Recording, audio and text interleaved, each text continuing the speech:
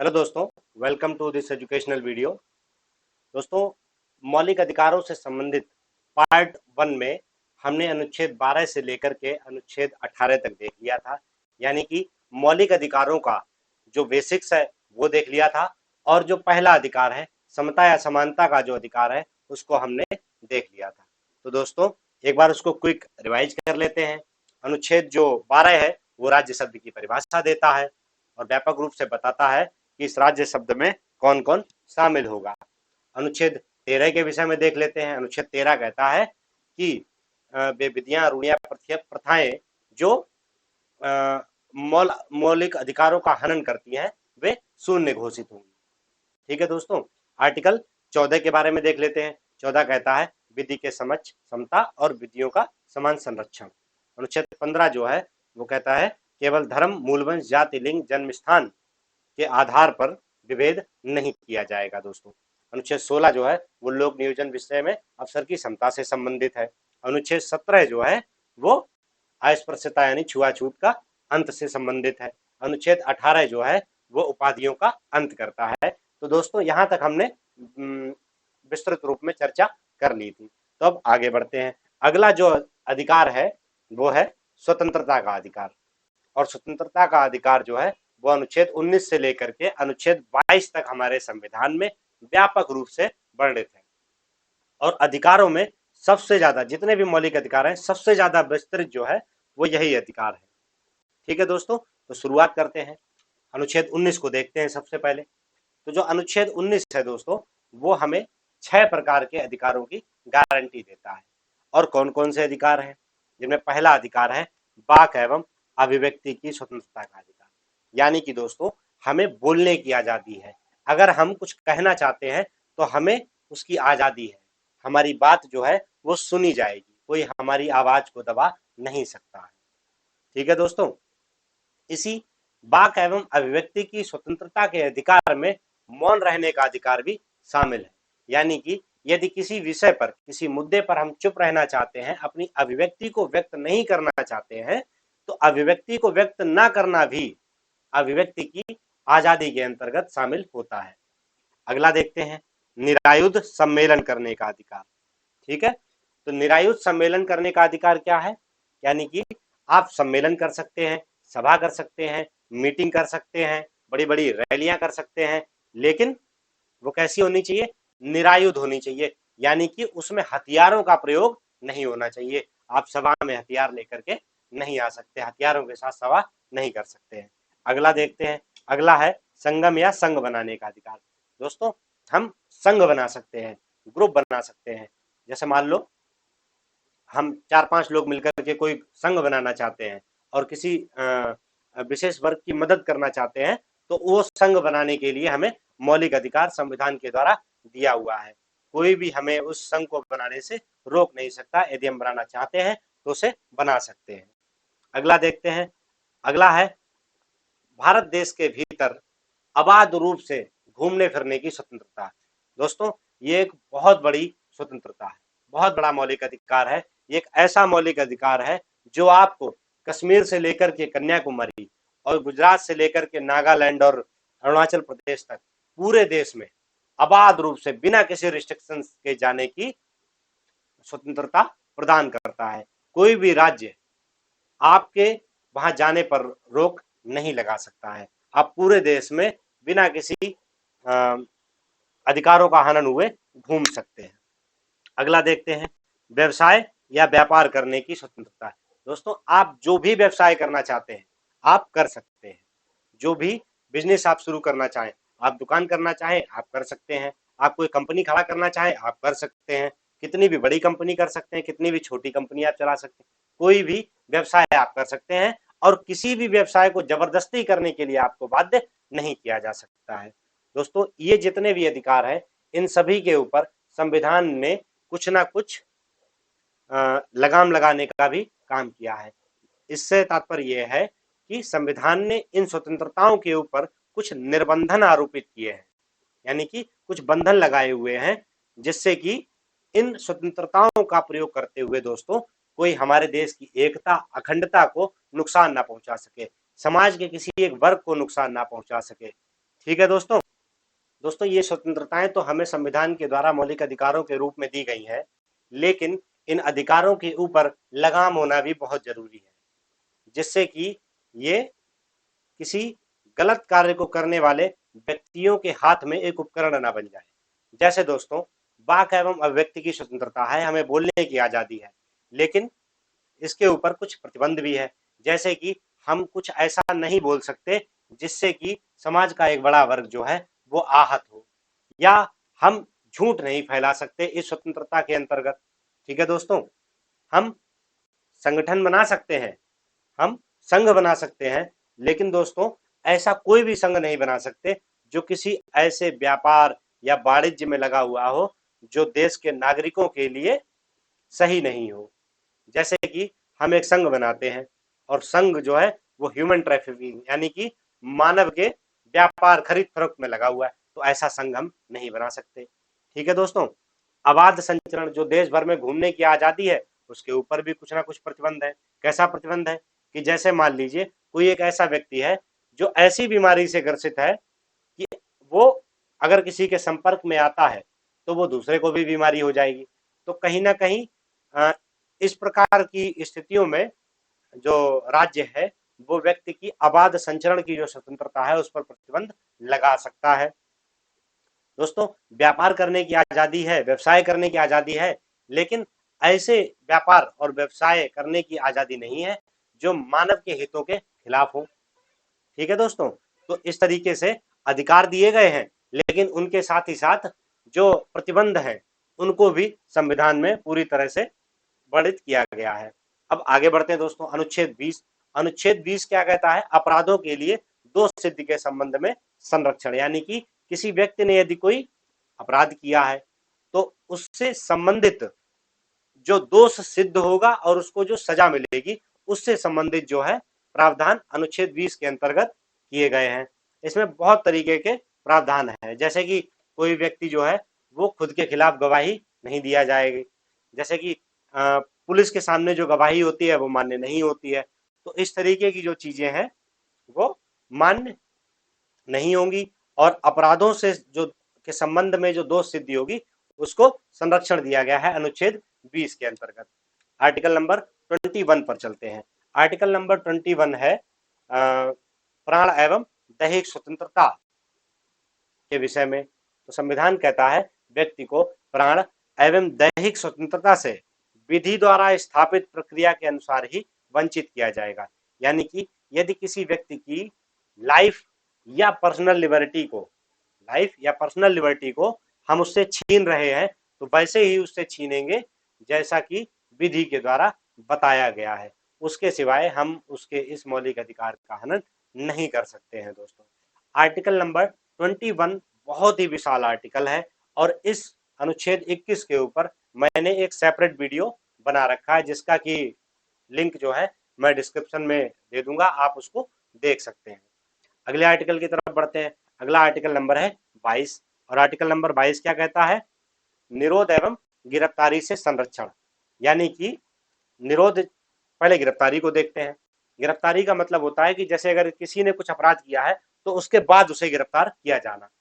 ठीक है, तो गिरफ्तारी, जब आपको गिरफ्तार किया जाएगा तब भी आपके कुछ अधिकार होंगे कि जैसे गिरफ्तार किया गया है तो गिरफ्तार किए जाने वाले स्थान से लेकर के और मजिस्ट्रेट तक पहुंचने का जो समय है उस समय को निकाल करके 24 घंटे के अंदर आपको मजिस्ट्रेट के सामने पेश ही किया जाएगा। ठीक है दोस्तों, और निरोध क्या होता है? हिरासत।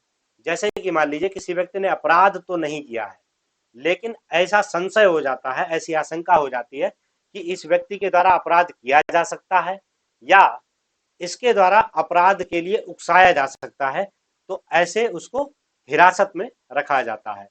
ठीक है दोस्तों, तो हिरासत में रखे जाने और गिरफ्तारी में रखे जाने के समय जो आपके मौलिक अधिकार होंगे उनका वर्णन अनुच्छेद 22 में किया गया है दोस्तों।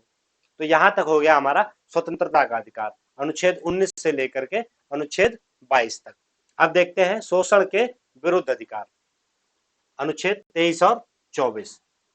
दोस्तों, अनुच्छेद 23 क्या कहता है? मानव के दुर्व्यापार और बलात् श्रम पर प्रतिबंध लगाता है।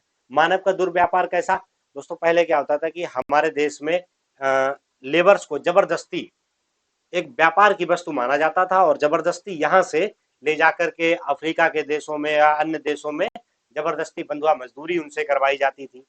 और बलात्श्रम, बलात्श्रम से तात्पर्य है कि जबरदस्ती किसी से काम कराया जाए, उसे काम कराया जाए और उसे पैसे नहीं दिए जाए, उसे बेगार कराई जाए।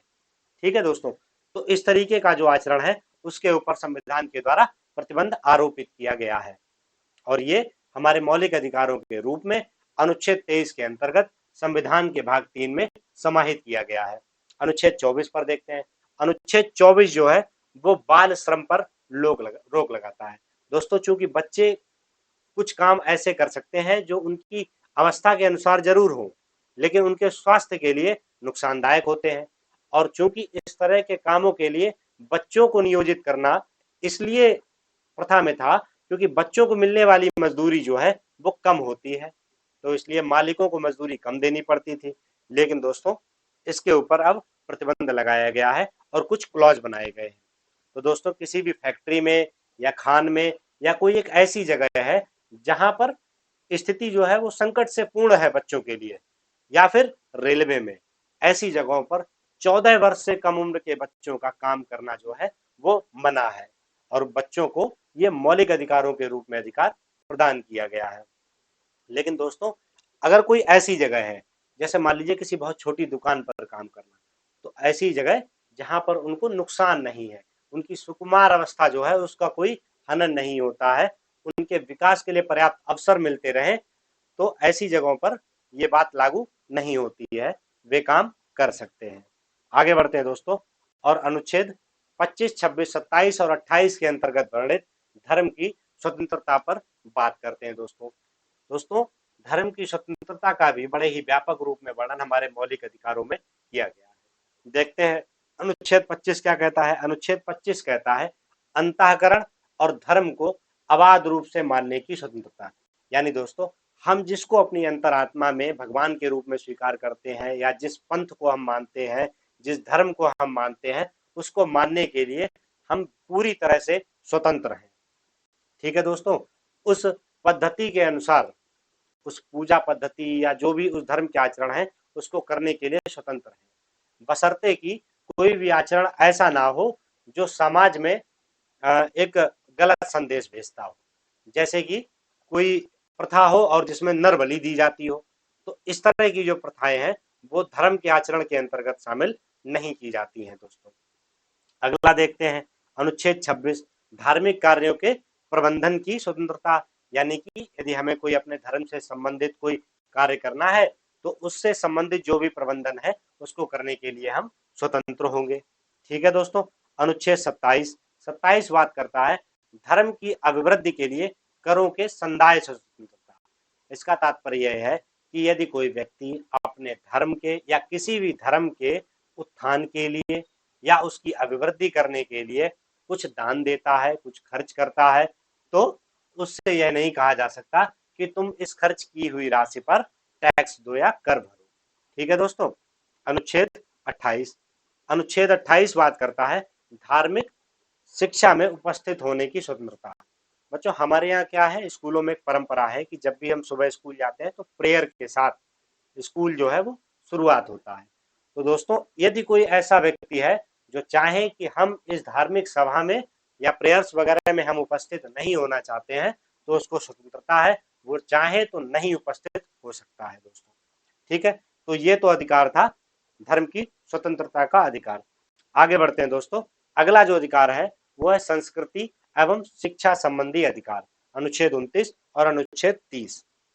तो अनुच्छेद 29 जो है वो बात करता है पूरे भारत में कहीं भी अगर कोई रहता है, नागरिक रहते हैं और उनकी कोई अपनी बोली है, कोई लिपि है, कोई भाषा है, कोई संस्कृति है, तो वो अपनी उस लिपि, भाषा, बोली, संस्कृति, परंपरा को बनाए रखने, उसका पालन करने, उसे अपने समाज में स्थापित रखने के लिए पूरी तरह से स्वतंत्र है। दोस्तों ये एक बहुत ही बड़ी स्वतंत्रता है। यही वजह है जिसने हमारे देश में जो विविधता है उस विविधता को बनाए रखने में सबसे ज्यादा सहायता प्रदान की है। ठीक है दोस्तों, आगे बढ़ते हैं अनुच्छेद 30 की तरफ। अनुच्छेद 30 जो है दोस्तों वो बात करता है शिक्षा संस्थानों की स्थापना और प्रशासन करने का अल्पसंख्यक वर्गों का अधिकार। दोस्तों जैसे मान लीजिए हमारे देश में किसी समुदाय की संख्या कम है और वो अल्पसंख्यक वर्गों के अंतर्गत आते हैं, तो दोस्तों वे अपने धर्म से संबंधित शिक्षा संस्थानों की स्थापना कर सकते हैं और उसका एडमिनिस्ट्रेशन खुद ही कर सकते हैं। जैसे कि हमारे देश में मदरसों की जो स्थापना की जाती है वो अनुच्छेद 30 के अंतर्गत की जाती है। ठीक है दोस्तों, तो आगे बढ़ते हैं, आगे चलते हैं। सबसे आखिरी अधिकार अभी बचा हुआ है।